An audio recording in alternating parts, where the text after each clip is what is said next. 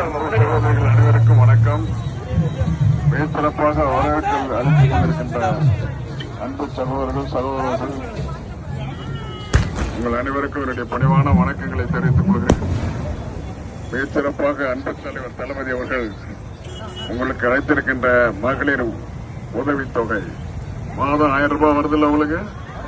Very good. உங்க குழந்தைகளுக்கு காலை உணவு திட்டம் கொடுக்கறதுல 17 லட்சம் குழந்தைகள். மகளிர் உதவி 1,16,00,000.